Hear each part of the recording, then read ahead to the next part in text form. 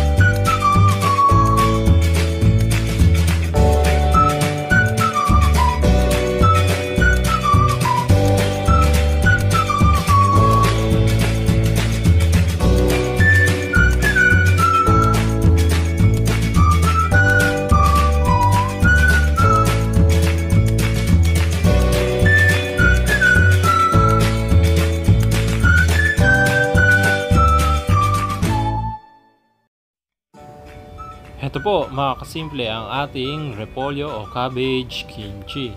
Ayan, ang sarap po, promise. Sana po magustuhan ninyo. Please like, share, comment, and subscribe. Maraming salamat po.